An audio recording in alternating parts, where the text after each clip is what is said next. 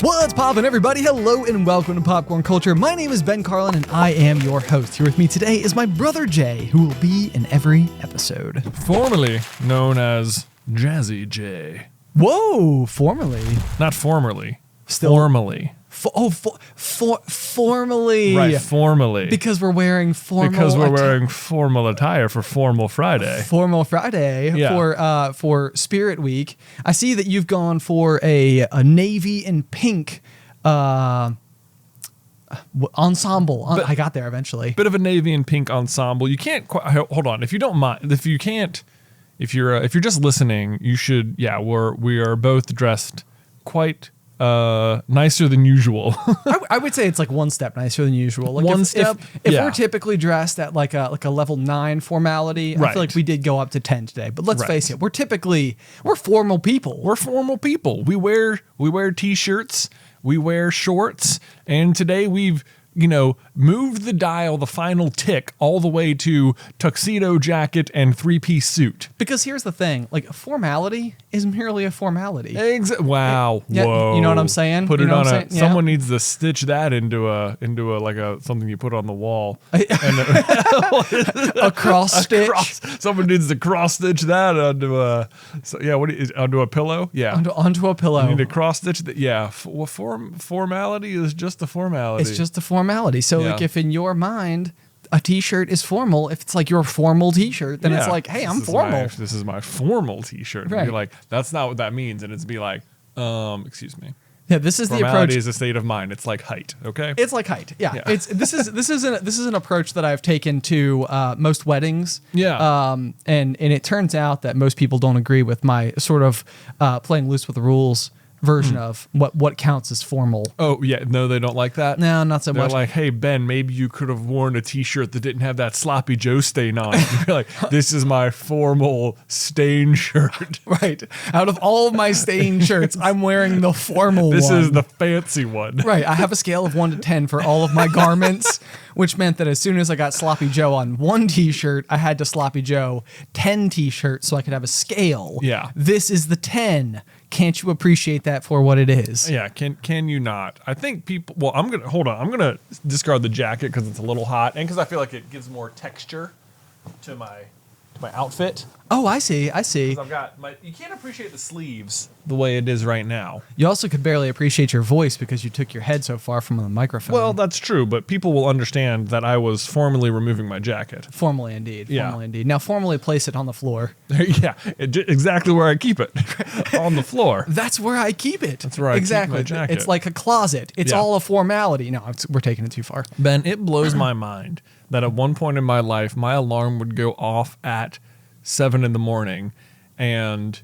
including a 20-minute drive to work, I would manage to get up, eat breakfast, drink coffee, take a shower, get about this dressed, and still make it to the office by 8. That is Like unbelievable. It is yeah. I feel like the older I get, the slower my morning routine goes by like leaps and bounds. Because I'm right there with you. I feel like I could get up in the morning and my like resting like decision making for how my mornings go was always like there is no extra time. Like I would never wake up a little bit early, Right. just to be like less rushed. It was Right. just like I knew I'm going to be rushed. Right. Like I plan to be rushed. right. So like I had 8 a.m.s my entire college career. This is like one of those things where people are like, oh, avoid 8 a.m.s. And it's like, how? It's Yeah. the only time they offer business law. That is exactly how they get you. Everyone avoids 8 a.m.s at all times unless it's a required class and you have to take it. And they're like 8 o'clock. And I'm like, no. I know it was the worst. But so like when I was in college, this is like one of the really like important things to me was that I would shower before class every single morning, Yeah. no matter what. So like if my first class was at 10 a.m. on like my Tuesday, Thursday, then I would sleep until like 9:31 and then get up and take like my 7-minute shower and accommodate for like my 22-minute walk. Right. to the class. You can always just run faster to class. Yeah, exactly. It's like worst case scenario, I'm a little sweaty when I get there. Right. Like, why did I shower? Yeah. But the same was true. Yeah. Like, so with my 8 a.m. classes, it's like I would get up, with just enough time so that I knew I could get through the shower and then scamper to class and like walk in like as the bell rang. Yeah. Although they don't have bells, but you get the idea. Yeah. Yeah. They still start on time. But this remains true for me to this day. Like I am just like that is how my mornings are structured. Yeah. But what's interesting about you back in the day is that like I think that there was this period of time where what really happened was you got like your first big kid job, like where you did dress up and go to work. I had a full-time job. You had salary and benefits and stuff. Not to brag. Yeah. But the thing is that like all of a sudden you were now wearing like suits, ties, stuff like that to work. Mm-hmm. And I think for me, that was like as far as my brain was concerned, it was like, Jay is good at fashion, like because you were dressing nicely, right? Because I had to wear nice clothes to work. Yes. Yeah. And so I remember this was like one of those things where I would literally refer to myself. Well, in part, I don't know. I would refer to myself compared to my two brothers as like blue collar Ben. It was like, oh yeah, like my two brothers, like they're sharp, they're dressed nice, like they know how to tie a tie. Me on the other hand, my briefcase is a 5-gallon bucket full of salt water. There you go. You know what? Mm-hmm. It is a very heavy briefcase. Yeah, it's interesting that was your perception of me because I never thought I was particularly good at fashion. I was like, I've got like 4 shirts plus casual Friday, so I got to cycle through these, Right, yeah, exactly. Yeah. I mean, I got more and stuff, but I think I had like 2 pairs of khakis, 2 pairs of black pants, 2 pairs of gray pants, and eventually like 11 shirts. And it was like, okay, how can I mix and match these every other way? And I had 2 pairs of shoes, one of which I'm wearing right now, these brown shoes with the green laces, which may be the most heavily complimented piece of clothing I've ever owned ever. Oh, really? Yes. Like that. I mean, they are rather striking. They are. Yeah. If you can't, for people watching on the YouTube channel, will be able to see the green laces, but otherwise they're just like brown brocade shoes with very bright green shoelaces. And I remember the first couple months I was at my job, I did not really have great shoes. That was like definitely the weakest part of how I was dressing. Okay. And I was like, and I got like my first tax return and whatever. I was like, I know what I'm getting. I'm getting a nice pair of brown shoes and a nice pair of black shoes. And I went out and like, this was the one I landed on. That's amazing. And I still really like these shoes, but they are sort of like, to me, in retrospect, they seem maybe more like a pair of shoes that you might wear every now and then as like a statement piece. Maybe not as I wear these 3 to 4 times a week. Yes, you're actually yes. They're the type of thing you might wear to like a derby party with like an outfit that is specifically like resonating with like the green. Yeah. But I get that completely. Like I feel like there is such a compulsion whenever I find like a new like even if I feel like. I think a lot of times if I think it's edgy, it doesn't mean that it's because it's actually edgy. It's just like, this is me pushing my comfort zone. Like I've told the story before about how like when I was in college, like everybody I saw wearing like V-neck t-shirts. Yeah. I was like, well, I don't want to be like those guys. So like, I don't wear V-neck t-shirts. And then I got out of college and I bought a V-neck t-shirt and it was like, they actually just kind of like, they're kind of like a flattering look. It's not bad. Right. So it's like, oh, okay. I can like, but like to me, I was being edgy by wearing a V-neck t-shirt. You were really outside your comfort zone, whereas everyone else had been like another guy in a V-neck. I know. So maybe it's different from yours, which are actual statement piece shoes. Maybe, but I wore them all the time. And even if people had told me they liked them, they would continue to tell me that for years. You gotta love that. You gotta love that. I always remember this about my first couple of years in the professional world was that like I was definitely the youngest person at the office and I was in the marketing department. So like the way I was treated at all times by everyone was like, you're like the young, hyper, super creative person who was who was like, young and trendy and stuff. And I was like, okay, I'll take that. It's such like a manifesting thing. There was like, everyone treats you like that. You're like, okay, maybe I can get away with dressing a little crazier. But see, that is like the total inverse of how I feel like so many other people approach their job, which is that idea of like dress for the job you want, not for like the job you have or whatever. This was almost people like treating you for the job they want you to be. Exactly. They were like, and like you became it. Yeah, exactly. It's pretty much what happened. Speaking of shoes, are you familiar with like Vibram, like 5-finger shoes? Very much so. Yeah. Okay. I'm sure. I've never owned any, but you've never owned any. Well, right when I started my career back in the day in like 2010, I guess was when they were maybe they've been around for way longer, but that to me is when it felt like they were starting to become like maybe a little more mainstream, a little more popular. Yeah. They were a hot ticket. There was a hot ticket. I remember there being a particular like, oh, barefoot is really the better way for your body sort of vibe out in, maybe it was just in my world, maybe I was just in those corners of the internet. But then our friend Michael Austin was also like, oh man, I got some, they're like the best, they're so cool, they're so comfortable. And I was like, I'm game. I'll go get some. Yeah. Yeah. So I remember that I went and got some, and I would wear them on Casual Friday, like to work. No, Yeah. I don't know if I knew this. Yeah, I would wear them to work. Same Incredible. effect though. People would be like, those are really interesting. Those are so cool. Right. It was like, I don't know if I could ever get away with and it was like it's one of those like nowadays when you think of them, they are like very clear, like a very outdoorsy kind of thing. Like they have like a very specific like market now. Yes. But I don't know if they had quite, pardon the pun, found their footing Ayo. yet. Hey, nailed it. Nailed it. Unison. Bingo. What? So I would wear them to work, and that was no one was ever like, maybe you should wear a little, even on Casual Friday, perhaps you should be upping your game a bit. Interesting. Yeah, it is really fascinating because I feel like I can mentally go back to like it's kind of like your computer where like if it crashes you can like restore it to a previous backup. Right. It's like I feel like I can go to like a previous backup from 2010 and be like, I do remember when these were sort of like they were like more everywhere. Yeah. But it would seem, although if anybody here showed up at the Super Carlin Brothers office wearing them, I don't think that I would be like that is not good for work. Like I would have no issue with it whatsoever. But it is hard for me to imagine you going to a more traditional office environment. I think it had so much to do with like the way I was being treated at the office. Like if like everyone seemed to be like treating me like, oh yeah, you're young. It's like whatever you were doing was just an aspect of like your youth and your like newness to the professional world. Sure. Like you were in on things they were not in on because they were like older and established or something. And it was like this like, oh, well, I had like that as a shield. Like, oh, if Jonathan's doing it, he must know better. Like he probably knows better than me. Yes, you know? I do know what you mean. It's almost like you have become like an authority on something, and by and maybe authority is a big word, but like in such a way that it's almost like you are now the person who can establish whether or not it is okay. Right. Like people are now looking to you being like, okay, this is like the marker we can go. Like if he does it, like then it's cool. Right. Which is great. I think I was skating by on that for a while. Although I think honestly, I also liked them as like maybe I'll try and run in these.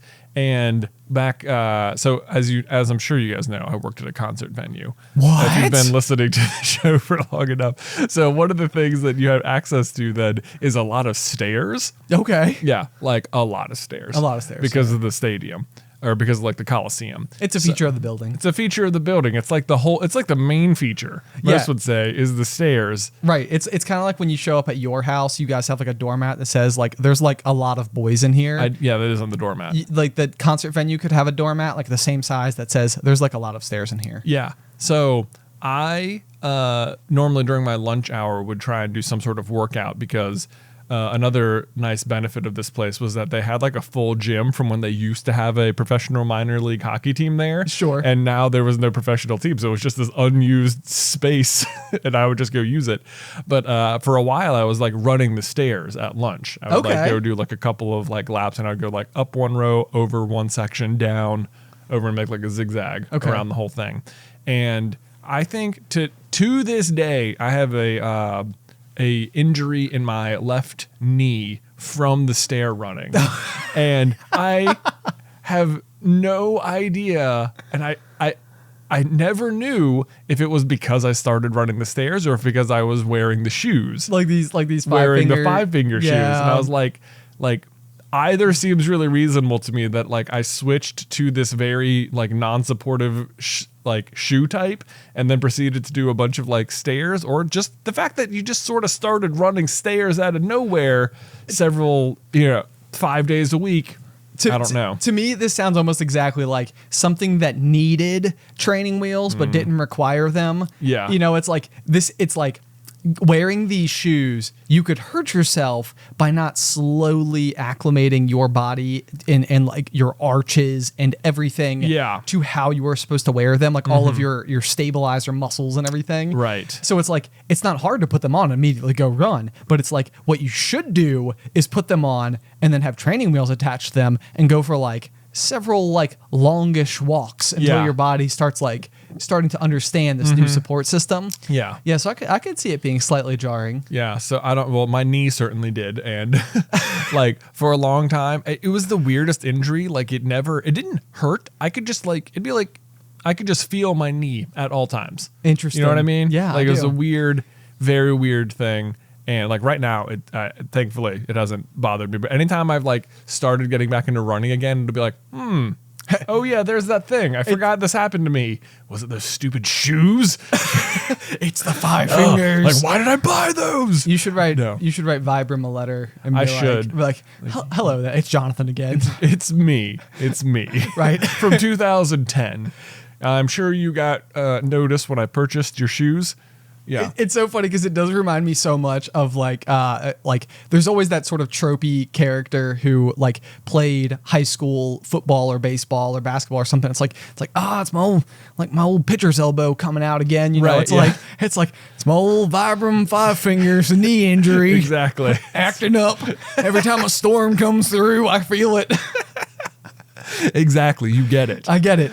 Yeah. Oh man, that's pretty incredible. Similar to these shoes though, I wore those shoes too. We would go to these marketing conferences every year, like hosted by the company. So like I worked at this one building, but the company I worked for managed like 100 other buildings or whatever. Yeah. And all the marketing people would come. So I went to the first one. I was like, I'm just gonna wear my shoes. And this is like a whole crowd. It was so weird going to these because you'd look around and you'd be like, everyone in this room is exactly like me. This company has a clear hiring targeting process. Oh, interesting. And I am surrounded by myself on every side.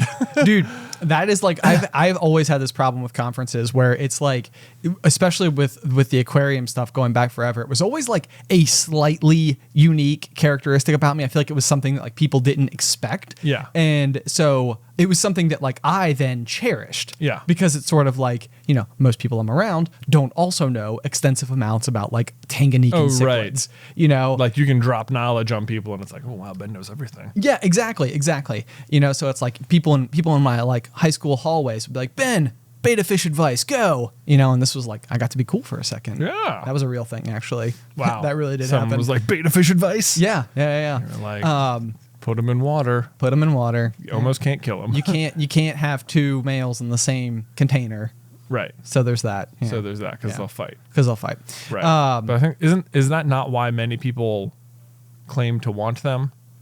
Well, a lot of people, like the males are always very pretty.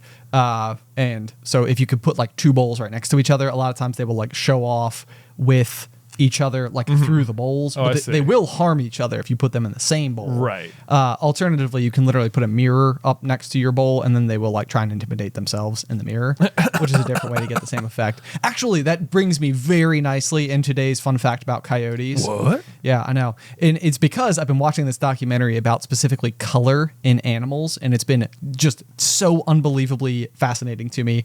But so today's fun fact about coyotes is that there are no green coyotes. And I know what you're thinking, like, obviously. I wasn't expecting there to be green coyotes. Exactly. But why? Why are there no mammals that are colorful? So the way you're phrasing there are no green coyotes makes it sound like that's the only color there are no.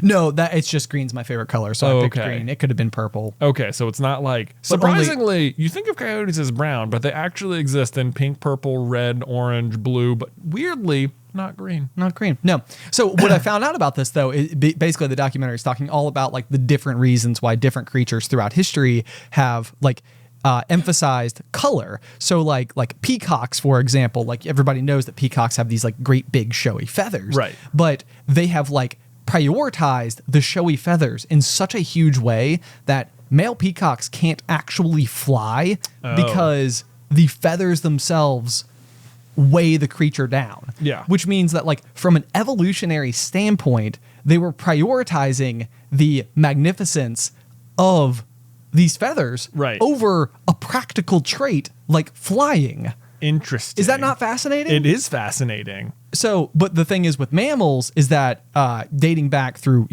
eons ago, most mammals were nocturnal creatures. Right. And as a result, color played next to no part in their existence at all, which is why most mammals are just brown, gray, black, but there are no, or very few, like specifically colorful mammals. Interesting. Yeah. Because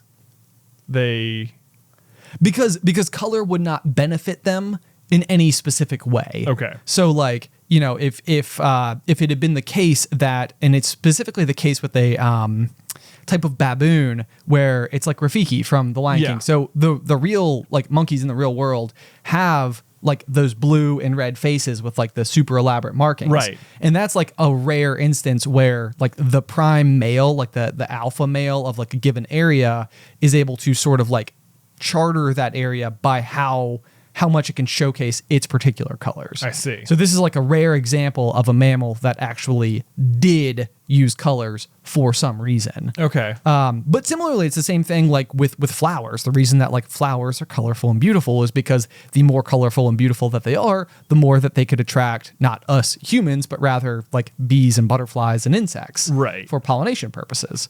So it's like... It's so interesting, I feel like, when people talk about like evolution, so it's like flowers are like trying to be more beautiful because that's the way they get noticed or whatever. But it's like flowers aren't trying to be more beautiful. It just so happens that some are more beautiful, and because they're more beautiful, they get the bees. And then because they were more beautiful, that genetic trait is more likely to be passed on. It persists. Exactly. Right. Yeah. So same thing. If you were to go back to like the male peacocks, for example, you have the same like situation happening where once upon a time, if there were two male peacocks vying for one female peacock and one of them had more and greater feathers than the other, then the female chose that one. Right. And it was like, but somewhere along the way, it shifted to become the case that was like how the deciding factor was determined. Right, like the females were so picky about how bright and colorful the plumage was. Right. That even if you couldn't fly, that didn't matter because all they were picking on was based on the feathers. And it turns out if you had bigger feathers, that was better. So that's what got passed on, and now none of them can fly. Exactly. Right. Exactly. Yeah. So what I found like so interesting about it is that like it had never really occurred to me before that like this idea of air quotes beauty versus like color being traits that would like triumph over much more practical things. Like it's like maybe the one with fewer feathers has fewer feathers because it's a better hunter, or whatever the case may be. Like it lost feathers by way of collecting more food. Right. And if that had been such a primary like necessity for these creatures at one point in time, maybe that would be the case, and maybe these creatures would not have great big tails, but instead would be extremely good hunters. Well, here's what I think. Then. Lay it on me. Maybe there are green mammals out there, but obviously you can't find them. Because it's almost surprising specifically green isn't a common color because grass is green. Because like forests are green. Sure. Or like, well, I guess on the ground floor probably less so. Probably less so. More brown down there. Yeah. That makes more sense. Sure. Yeah. I mean, unless there's a lot of ferns. Sometimes maybe there's plenty of green mammals and we just can't see them because they're like, you know what we are good at? Camouflage. Not being seen. Although we have like heat capable infrared cameras. We are like on super cheating level with the camouflage at this point. With the animals. It's true. We're way better at finding than they are at hiding. Exactly. Yeah. Exactly. Except for Bigfoot. Yeah, exactly. Like a special case. Special case. Okay. Wouldn't that be incredibly interesting, though, if there was quite literally a creature where only one of them was allowed to exist, like at a time for some reason. And so like it actually is the case that there's one and its goal is to hide. And like it's like, what? It would be so interesting. That would be, what a weird existence. Right. Yeah. Like, I mean, because there's the case like with, I think we're supposed to have locusts this year, cicadas. Cicadas. I was just hearing about this. I think maybe it's a Northern Virginia thing. Okay. Are they different, cicadas and locusts? Oh, I don't know. What this is one of those animals, and I think maybe I see where you're going with this, but they are like a single fact animal. Right. Yeah. Like, and you can't bring up cicadas. People will be like, they only come out every 17 years. Did you know that? Did you know every that? 17 years. Did you know and that? they're like hiding underground, and then every 17 years they come out. Just like Bigfoot. That's right. He just waits. He has like a period of time and then emerges to get one grainy photograph and then goes back down. Right. And that's part of like what keeps him sustained, maybe somehow. Hot gossip. Right. It's like what fuels him. But no, okay. So interesting thing you said. I'm gonna try to segue off of this because he said like single fact things. Yeah. Okay. So one of the things that happened to me this past weekend totally reminded me of another year one Ben video, which was called Single Topic Friendships. Right. And a single topic friendship is this thing like where you might have like a specific class or like one kind of interest or one thing that you know that you share with someone else. And then every time you run into them, it is like, that is like the only thing that you really know to communicate about. Right. So like right now, the one that's been happening to us is that at the doctor's office where Alice has been going, or we've been going to get like the checkups on the baby and everything, the nurse that we work with is like incredibly sweet. And we've worked with the same one every single time we go. And we've talked to her about Disney and how like, we got married at Disney and then she like her partner just recently took her to Disney and like she fell in love with it. And so now it's the case that every single time that sort of like 15-minute little dialogue that we have with her at every single visit, we discuss Disney. And it's like, okay, it's been a month since we've last seen you. What Disney related updates can we give you? Like, how has Disney impacted my life since then? Since I last saw you. That's all I know about you. Right. Yeah. Like, so that's the real key thing. And so that's like, it's kind of sparked it back to the surface for me lately. But I had another situation where I ran into like an old friend from high school or someone who I had a single topic friendship with in high school over the weekend. And it was like, I have not seen this guy in, how long would it be? 13 years? Yeah. And it was almost like, hey, do you know if we have a math quiz on Tuesday? Like, we had lockers next to each other. He had math before me. Every now and then we'd be at the lockers. Right. Yeah. And it's like literally that was like what this person reminded me of. I was like, we could have been at prom, and like drinking next to the punch bowl or whatever that wasn't actually there. Why are there always punch bowls in like the movies and stuff? Oh, I know. Yeah. What is this? Yeah. There were no punch bowls at my prom. Yeah. But Same. not the point. If I ran into this person at the punch bowl and I was talking to him at prom, be like I would talk to him about math class. Right. It's like there are plenty of other things to discuss. We're both in like tuxedos right now. Right. Who did you prom. bring? Yeah. Classes are basically over. Right. Where did you guys go to eat before this? There are so many things that I could have asked them, and it would have to be like, you ready for that math exam? Yeah. This is what we have in common. We have the same math teacher. Right. Please excuse my dear Aunt Sally. Exactly. PEMDAS or whatever. I bet the whole chat is going to tell us what version of what order algebra goes in these days. I think it's GEMDAS, like groupings instead of parentheses. Groupings instead of parentheses. Yeah, groups. So. Sure. Anyway. But so I don't know if you've ever had one of these particular things before, but it's like, it was so interesting because we had a doctor's appointment last week and I like started thinking about it. And then I ran into this person over the weekend and I was like, man, single topic friendships. It's a real thing. It's for sure. It's a real thing. My orthodontist used to do this to me all the time. Yeah. I think I'd go in to get my braces adjusted. And I think he was a cyclist. And I think once upon a time, whatever group he cycled with also happened to be in the same group that our dad was cycling with. And every single time he'd be like, "Hell, your dad's still biking?" Like this is all he had to talk to me about. Right. Like, I rode with him once, and I was like, I know.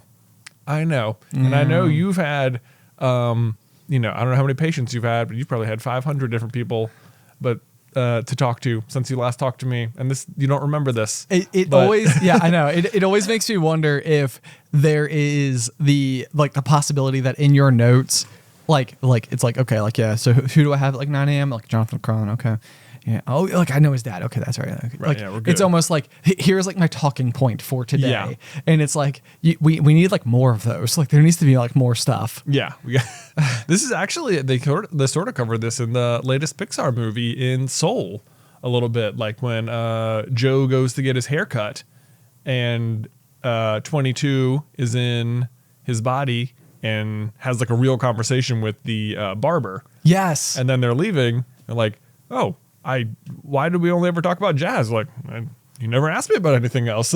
right. Yeah. Yeah, it's so true. And that was literally the next example I was going to give is the lady who cuts my hair cuts our good friend Mike's hair as well. Mm-hmm. And this has also become like Mike has become like one of our 5 topics that we can cover. You can talk about, yeah. It's like, so it's like, I'll pop in there and it's like, so what's new with Mike? And it's like, let me tell you, Yeah. and it's like, we know one of the same people. So let's talk about that. Let's talk about that. Yeah. Man, one of the people who used to cut my hair, they looked up our YouTube channel once upon a time. Okay. And they like watched a bunch of the videos, but they were all the Loot Crate unboxing videos. Random, so random. And so every time I would go to get my haircut though, they would like, this was the single topic. It was like, oh yeah, you do the YouTube. And I watched some like, oh man, those Loot Crate videos are so fun. I was like, it was like so frustrating because 1, we weren't even doing Loot Crate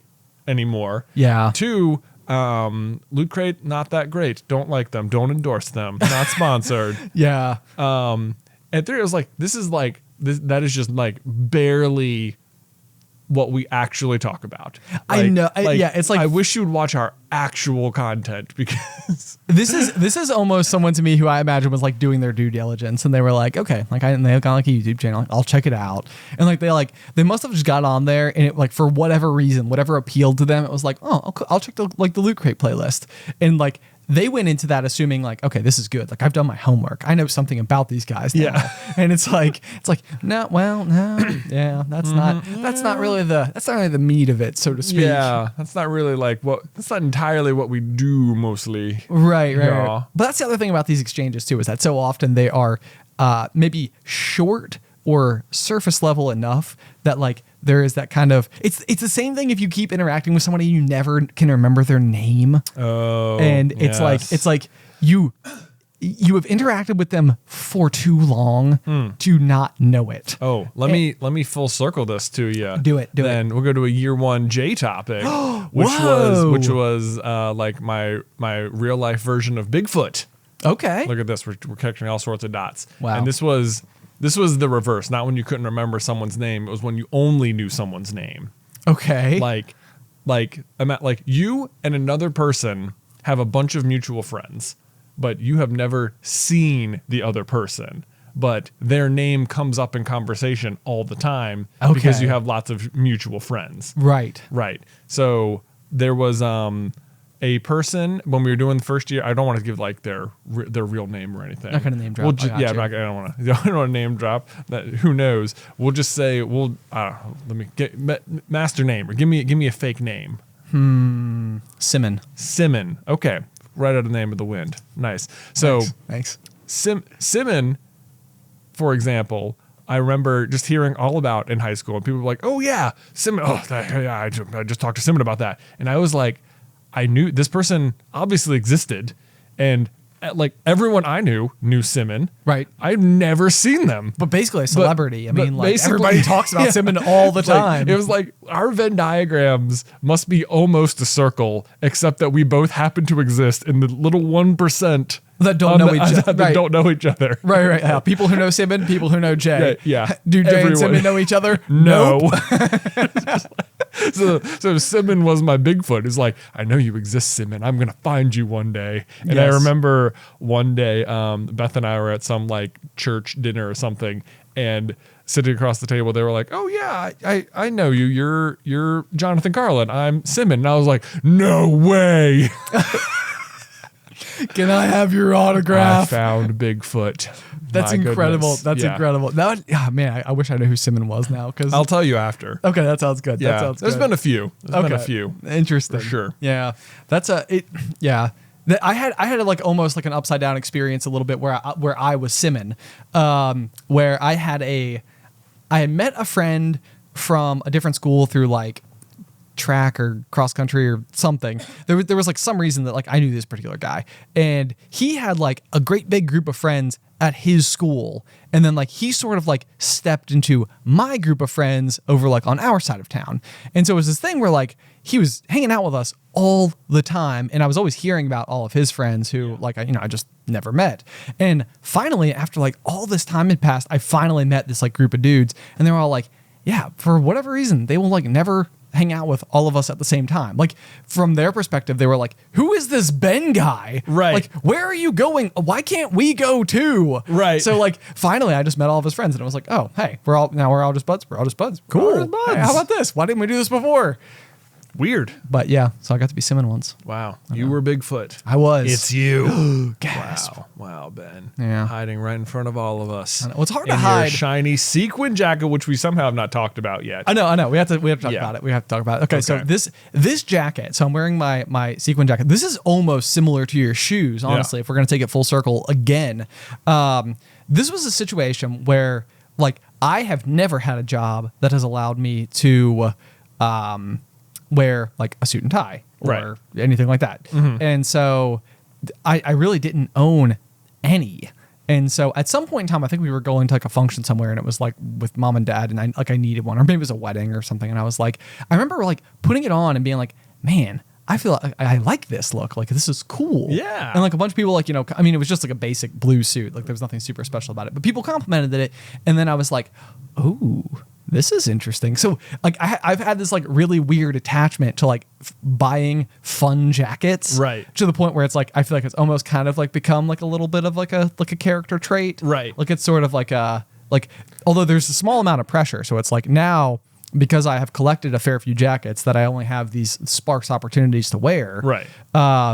It's like every time I'm going to a new event, it's like a new event. I'm like, oh man, I've got to find like an even cooler jacket. Right. So Gotta keep the reputation up. exactly. So we're getting married at Disney, a couple of years ago now, early 2020. And I remember I was like, I knew I was just going to wear like a standard black tuxedo for like the wedding itself.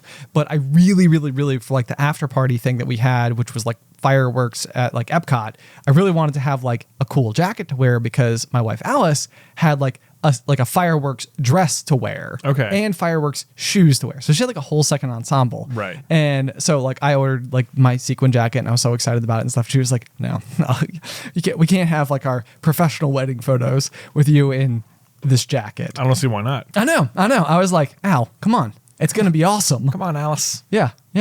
And so, but then I think like what's happened is that since then I've worn it on like numerous occasions for like hosting trivia and stuff like that. And I do think that Alice is now like, oh, it is cool. Mm-hmm. Like, I think You've she's like, won her over with it. I know. I've won it over. But now I can never go back and like get married in my sequin jacket. That's true. Which is rather unfortunate. So instead I'll just wear it here today, and it'll be Wear it great. here. There you go. Yeah. You're on the pop. Although I will tell you, I did order my jacket for same Michael Austin, our good buddy. Yeah, GMA. GMA, He's been yeah. on the pop.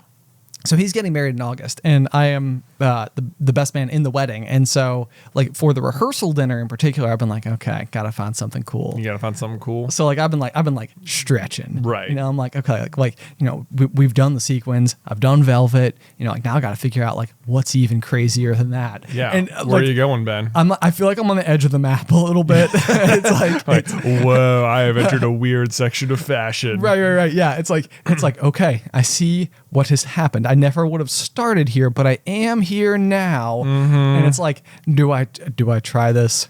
Do I here we go. Cause it's like a funny thing. Like this is not like a major rant or anything like that, but there is like I would say a somewhat limited supply of like formal wear for us to wear. Like, Sure. It seems like in large part the things that are mostly accessible are going to be like a blue suit, a black suit, A gray suit. A gray suit. Yeah. Yes. Maybe like a maroon Yeah, or something. sure. I do have a maroon suit.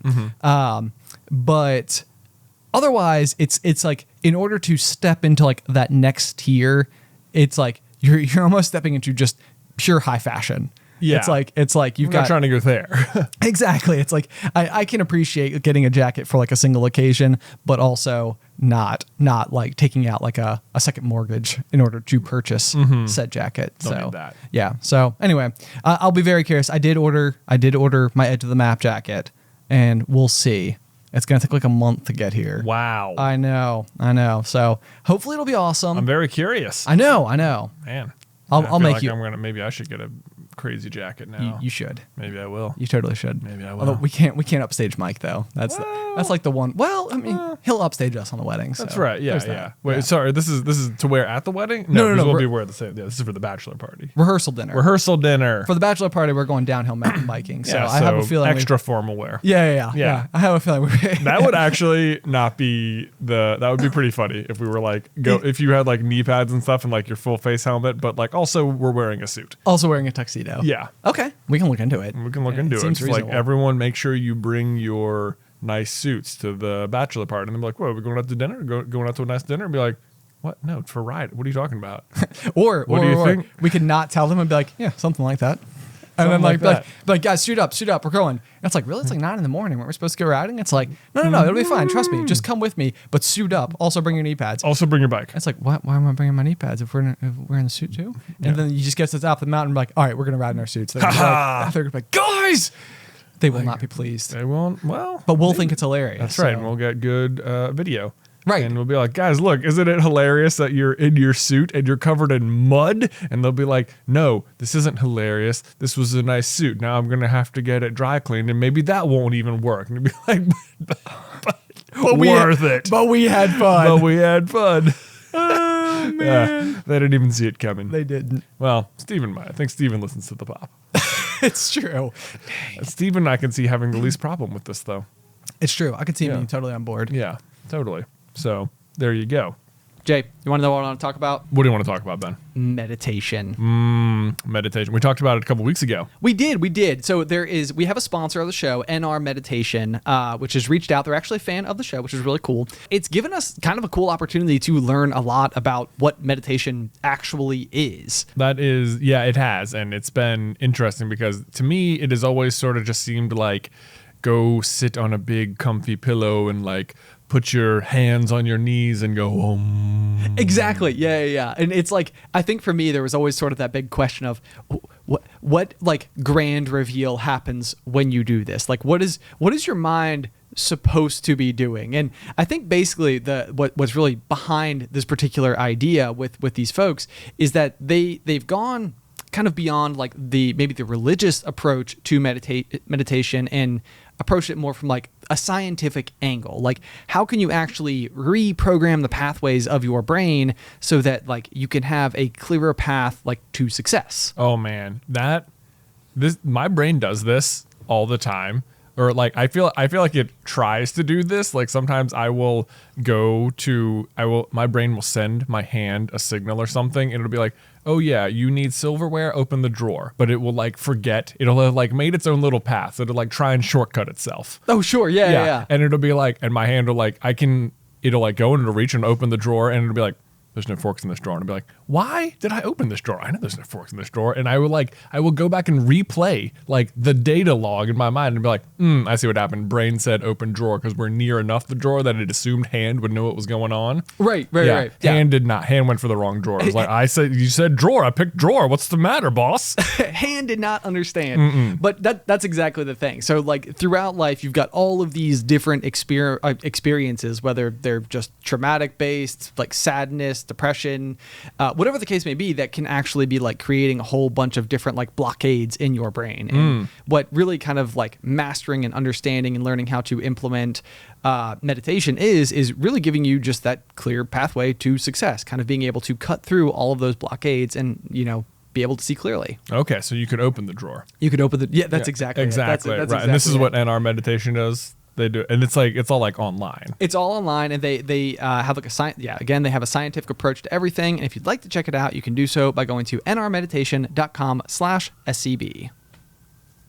Thanks to NR Meditation for sponsoring today's episode of Popcorn Culture. Okay, Jay, so changing gears entirely. I'm seeing here in our notes that you have something written that says, "What is the real point of slides?" Yeah, what is the point of slides?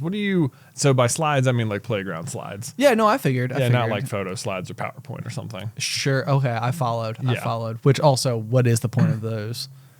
Presentations, I guess. I don't know. Actually, I have to be honest with you. I had to give a presentation a couple of weeks ago, and it was kind of like, this is really the most effective way to do this, isn't it? Like just having a bunch of images prepared and like all the information right there. That way people can like see it and it's visually appealing.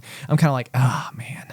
It's like this is sort of an archaic way of doing things, but also the best way, maybe, possibly. There is actually new like presentation software. Like I think Prezi is kind of a popular one now these days. Okay, well, tell me about regular slides. I will tell you about regular slides, which are more interesting than PowerPoint. Right. So like my thinking of a slide is the standard, like it is to go up a set of stairs and then be able to get down the height that you've gained from the stairs in rapid and safe manner. Growing up, I think I would have considered the point of a slide was to safely descend from height in the most fun way possible. Yeah, there's like a thrill involved. There's a thrill. Yeah. Right. I suspect now, as a parent, that whilst that is in fact a very large portion of slide, of the slide world, that I think that the real point of slides is to give kids an opportunity, like, to be brave. It's like, I thought this was gonna be much funnier. Oh no! But now I sort of love that. Yeah. I thought what you were gonna say is that it's like a not very obvious treadmill that you can put your kids on. Oh no! Where it's like you've got this like small fast thrill that like allows them to sort of run circles around the playground and continuously. Ben, you don't need a slide for that. We stopped at a playground this weekend on the way back from Cincinnati. And around the playground was it was at an elementary school. And so there was like a track that they must use for like physical fitness tests or something. But It wasn't like a regular like 400-meter track. It was just like a single paved lane around the thing. And I was like, "Oh, look, Luke, this is a running track." And he was like, and he was just like, "A running track?" And he just took off and he did like 5 laps. It was amazing. Oh my gosh. So he was just all amazed, like, I want to go back to the running track. Like, this is the place, this is for running? As if running anywhere is, particularly more fun than other places. That kid is gonna love to run. Oh man. He already loves to run. He does enjoy a good run. And a lot of times he's just like running, he's been doing something called soccer shots recently, where it's just like very like young, basic, introduce you to the game sort of thing, which I wish we'd had growing up. Cause yes, like same. I don't even think I knew what soccer was until about 5 years old. And Luke is already like, knows what it is, has some amount of ball control, like you can be like, tell him to like, control the ball and he'll know to like step on it to like stop it. And it's like, it's pretty good, Luke. It's pretty good. And that's the thing too, is that like, I feel like so frequently the reason that people don't want to try new things is just that sheer fear of the unknown.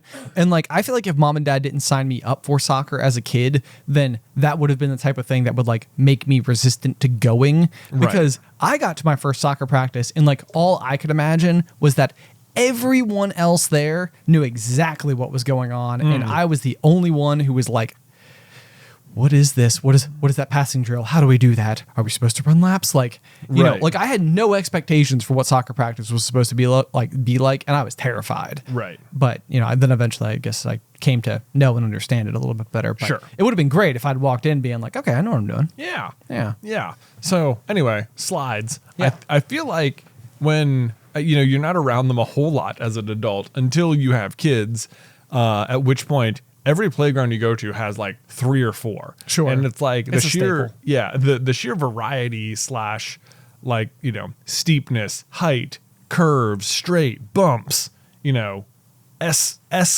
shapes, there's a lot of different things. you could have going on for. Should you start a vlog about slides? Maybe I should. Top 10 slides in Roanoke. Top 10 and slides where to find them. And where to find them. Here we go.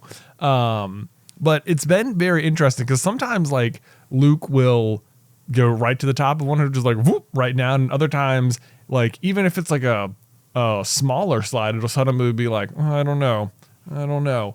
But every time it's like after he's done it like once or twice, like if you can get him to do it once, he'll like quickly understand like, oh, this is just fun. Like there's not real, like the fear will go away immediately.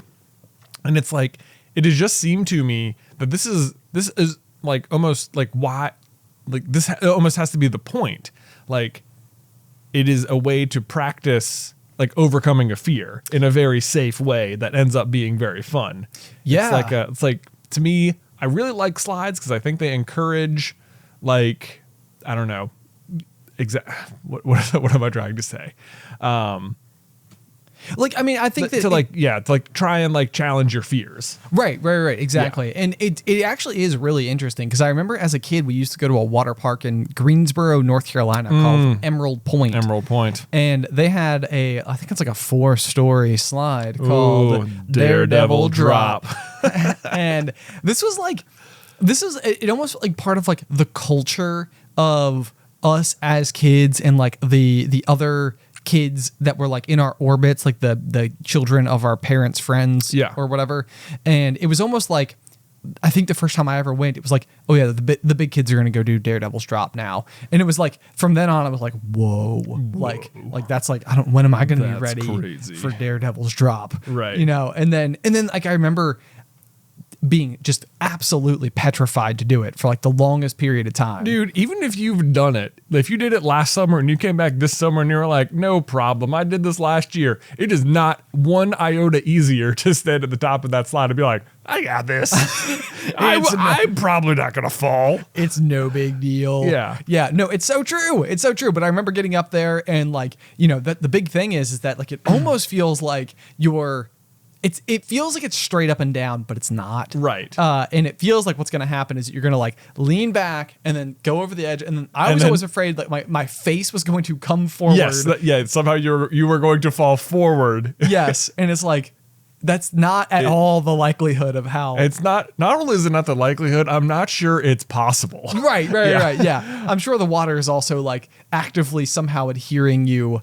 And gravity itself. But yeah. Yeah. Like, of course, from your perspective, it looks, basically straight up and down. But of course, like the water park has no interest in you falling off that slide. Exactly. You know? The perception is danger. The reality isn't. Right. Yes. Yeah. Scary, not dangerous. Scary, not dangerous. That's exactly right. My problem with scary, not dangerous is that I think that I pushed this thought way too far. Oh, right. To the point where lots of things are scary, not dangerous. So all things are scary. All things that seem scary are not dangerous. Right. So my big one for the longest period of time was jumping like off of natural feature rocks into pools or water down below. Yeah. Specific hobby.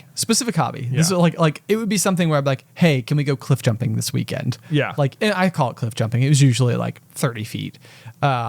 But there was like a variety of different places that like we could go with this. And in my mind, it was always like, it's scary, but not dangerous. Like I'm jumping off of the rock. Everything is going to be okay as long as I land in the water below, because like, the water is not going to be harmful to me. But at some point in time, it's like, no, it started to become dangerous. Yes. It's like what happened is you pushed the envelope. Every time you ever did it, it turned out okay. Yes. Right. Exactly. Until it didn't. Yeah. So it's like what happened to me was like the first time I could ever work up the courage to go down Daredevil Drop, I went down Daredevil Drop, and when I got to the bottom, I was like, I'm doing that again. Right. Once you've done it once you've broken the seal, you're like, I'm great. Right. Like everything's fine. Yeah. And so like that one race back up to the top and come back down again.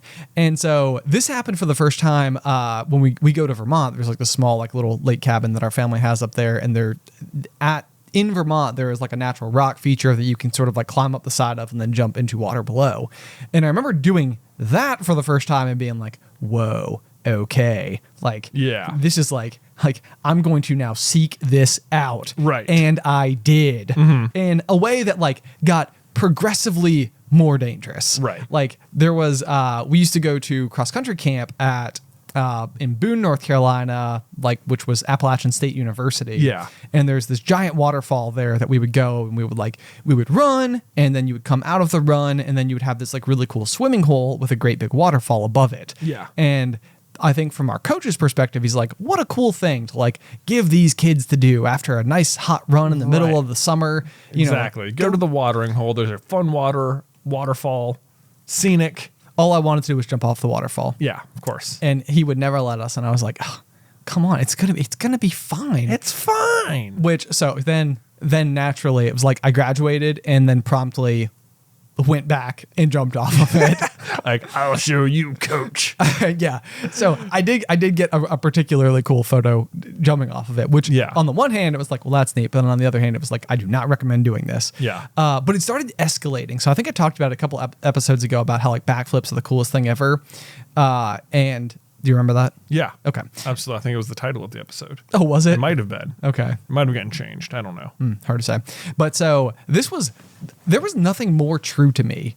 Like, and it persisted way too far into life. Like, I remember being like 22, 23 years old, and the same idea was still happening. And it was kind of like everywhere I went, not only was I going to start jumping off things, but I was going to backflip off of things. Right. And we moved it up all the way until we were at this like one particular waterfall area also in North Carolina where there's like a huge variety of different places you can jump off of, and everything's good and it's mostly safe. And usually if you go, there's like a ton of people there doing this exact thing. Right. It's like a waterfall that's more of like a water slide, and then you fall for like 10 feet.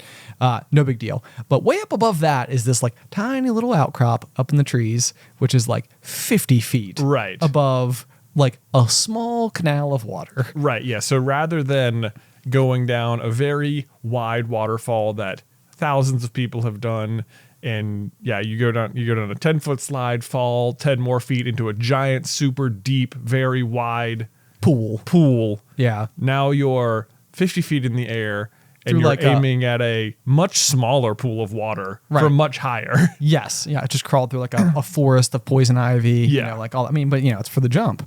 And so I remember getting up there, and it would have been terrifying. And I would never jump off of this again, regular footed. Right. And I remember we got up there. You jumped off of it. I think so. Did you? Yeah. Yeah. I think I did jump off it regular footed, as it were. As it were. But so I'm like, okay, here we go. Backflip time. Like, it's worked every other time. What's the worst that can happen? And I backflipped off of it and over rotated and landed flat on my back. Smack on your back. Hard. I may have told the story before. I think it's one of the instances where I thought I almost died. Mm-hmm.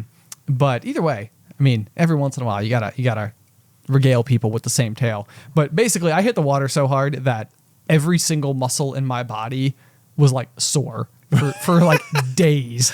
Days. It was like doing like 50 squats, except every single muscle of your body in a split second. Right. Yeah. Yeah, that sounds terrible. It was terrible. It was terrible. I'm like getting sweaty palms just thinking about it again. I bet you are. Have you done backflips off of any other rocks since then? No, it was a terrible idea.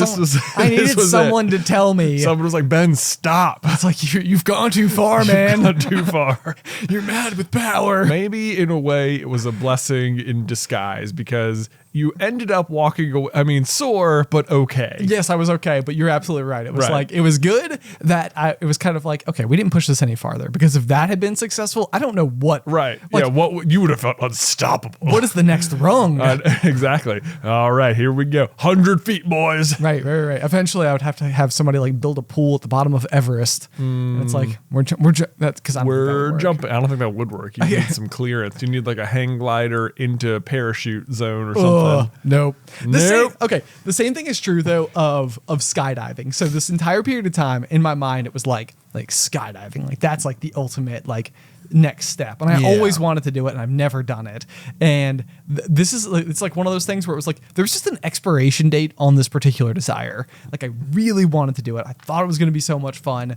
And then eventually I got to the point where I was like, I'm kind of okay with never doing it. Yeah.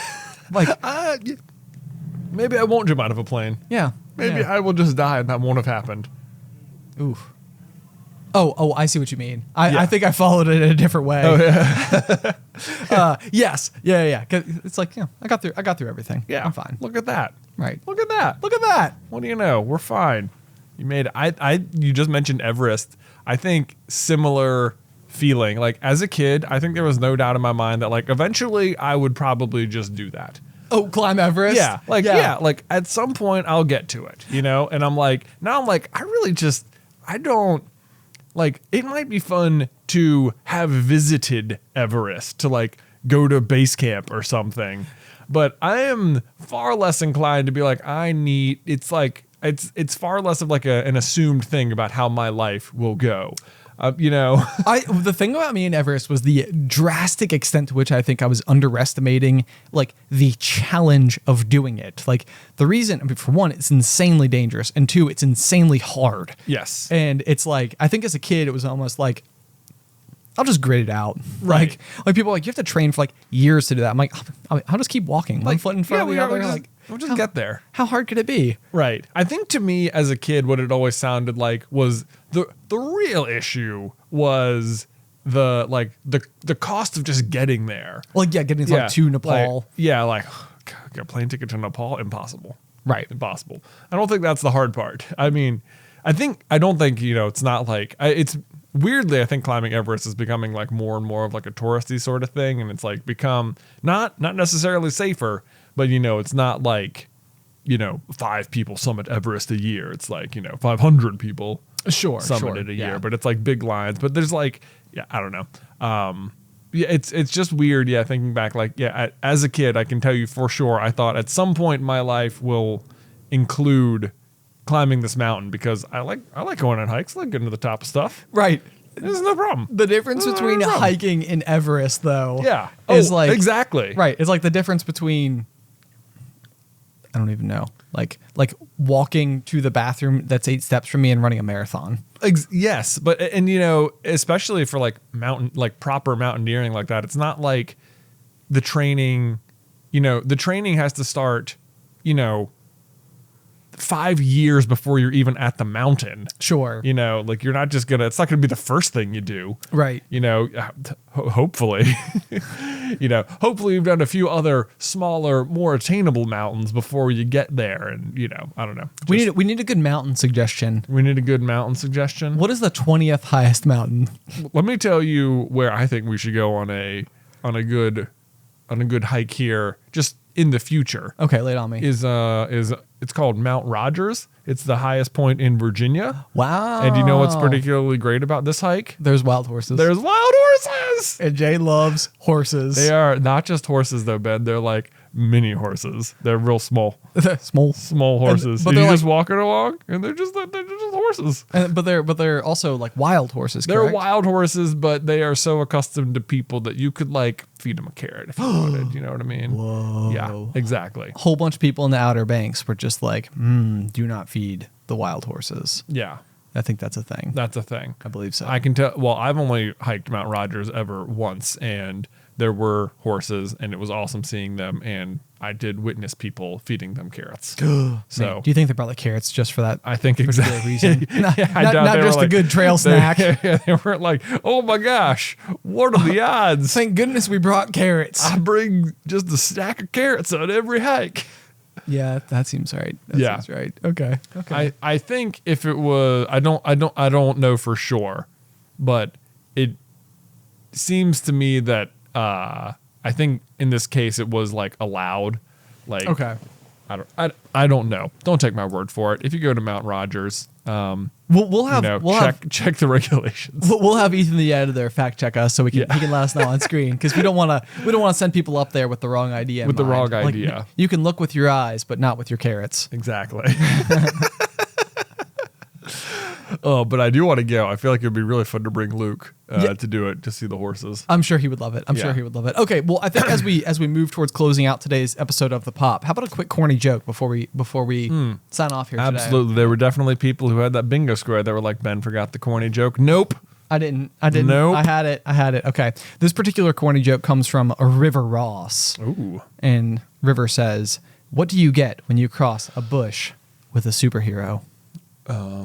Super bush, super shrub, super weed, a mighty, I don't know. A power plant. A power plant. Yeah, I love it. I love it. You want to know what's so power funny? plant. Is like a power plant is like a giant like energy facility. Yeah. But what I'm picturing is like a small plant and like a potted container. Yeah. That's got like a little like like superhero emblem on it, and it's like super plant. Like, Super plant. It's like this little plant right here, superhero. Right. No one's written that comic yet. Where's that? Or just like the potted plant is the hero. Right. I mean, when it comes down to it, our plant's not really our daily heroes. They do produce a lot of oxygen. They do. Right? They do. That's good. Yeah, I breathe it. oxygen power. Oxygen power. You don't even have to like make up some type of superpower for them. They just already have They it. already do it. They're like, we hit you with oxygen, and then you feel great. Right. The real guardians of the galaxy, trees. That is one of the Guardians of the Galaxy. That's a really, really, really good point. Oh my gosh. Also, just so happens to be the one character who was voiced by Vin Diesel. We were like, why isn't Vin Diesel in the MCU? It's like everyone in the comments was like, Vin Diesel is Groot. Yeah. It's like, whoops. Sorry, Vin, in case you're watching and or listening, and like, thanks for forgetting me. Oh, you just know Vin Diesel's a little colonel out there, right? You just know it. You know it. He's out there. He's like in between takes on Fast and the Furious 14. He's like, can someone give me my headphones so I can listen to Popcorn Culture? Popcorn Culture. Got to catch up. See what those boys are up to. Even now on episode 76. Where he's like, you know what? They forgot I was in the MCU. That's okay. It's fine. I kept on. I'm at peace with it. I'm at peace. Oh my gosh. These guys are like family. It's so true. Oh man, guys, thank you so much for tuning into this week's episode of The Pop. As always, there's a whole bunch of different ways that you can reach out and communicate with us if you so choose. I always do appreciate corny joke submissions and or fun facts about coyotes. You can email those to popcornculturepod@gmail.com. Otherwise, you can find us over on Patreon, where we have a couple of different tiers available. One of them is After the Final Pop, which is just an extra 15-20 minutes of weekly conversation that Jay and I have, where we kick our feet up and we just freestyle it, so to speak, which is extremely different from the current method of communication we have. Basically scripted right now. Start to finish. You can't tell because we're so natural, but like the whole show has been read off a teleprompter. Right, yeah. My teleprompter's there, Jay's is right there. That's right. You think I'm looking at Ben? I don't think so. In reality, reading the entire show, the sentence after sentence, that is one of the available tiers. We also have an exclusive quarterly piece of popcorn culture merch, which can only be received through specifically the Patreon. We are so close to being able to reveal what the item is going to be for the second quarter. So if you have any interest in getting in on that, be sure to head on over to patreon.com/popcornculture. It also helps us determine who the one true host is each week. That's right. You can sign up for either Team Jazzy J or Buzzy B, I guess, whatever. It seemed like you said, but whatever tier you sign up for, Jazzy J, that casts a vote for which one of us should be the one true host of The Pop. Yeah, it seems like you said my name a little less cool than your name. What? I don't think so. Jazzy J and Buzzy B. Yeah, you don't see the difference? No, it's the same. Anybody else see the difference? I feel the same. Oh, all right. Otherwise, guys, until next week. Pop, pop.